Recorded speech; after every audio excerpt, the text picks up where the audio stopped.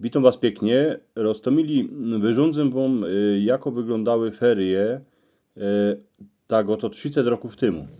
Jak mocie radzi, to moi drzwi po naszemu, to mi dajcie palec do wyrchu, a pyty subskrybujcie mój kanał. Jakoś se nie wspominam, co by my jako dziecka w letni ferie cały dzień siedziwali do telewizora, albo do jakich małych pudełek. Ani se też nie wspominam, co by my se pisali przez jakieś komunikatory. Za to se wspominam coś ganz inkszego. Wspominam se letni ferie 300 roków temu, hyc jak pierun, najprzód na zaczątku czerwca foter zamówił kosiarkę, tuż wszystkim miedze się siekło, a eny porę się niechało krowom, co by się miały kane paść. Potem się wiertało dziury na orstwie, a na nich się wieszało suche siano, co by ganz uschło. Wiele razy było tak, że i deszcz popadał, ale starka prawili, że to je dobre, że to siano będzie lepszy krowom szmakować w zimie. W lipcu trzeba było dycki w ziemniokach, a w rzepie trowę targać, co by ich nie przerosła, bo w ten czas się jeszcze tak tymi chemikaliami nie strzykało jako teraz. Tuż też trowy było w tych ziemniokach więcej. Dni były długi, a noce były krótki. Tuż my z kamratami jeździli, rajzowali na kołach, po szutrowych cestach, a gonili my po lesie. Jak już się zaczło ćmić, to nas dziepro mama wołali do chałupy na wieczerze, a co by my się we wannie ożgluchali. Do telewizora my się dziwali iny rano, jak był baj teleranek albo 5-10 patnost, a wieczór jak puszczali bojkę, baj smerfy albo gumisie.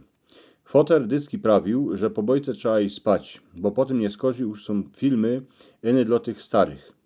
Jak nie było roboty na polu, to my się bawulkali w chałupie tym, co my mieli na pozorędziu. Ponikierzy mieli takowne małe ruski gry, co się w nich chytało wajca, albo mieli einfachowe komputery, co się na nich ty gry czytały fest długo. Ale jak już się sczytały, to się grało w jedną grę, aż się nam zmierzła.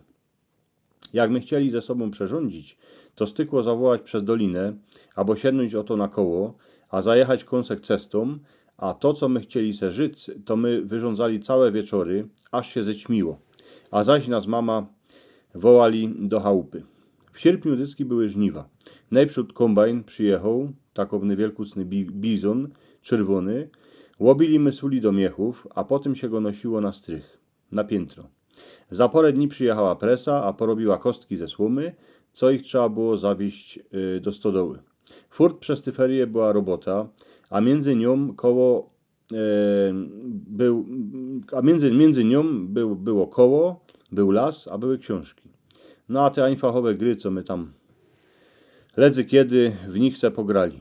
Ci, co siedziwali do oszklonego pudła, wnet zaczęli nosić bryle. Tuż my się tego wylękali, bo w ten czas nosić okulary to było kapkę gańba.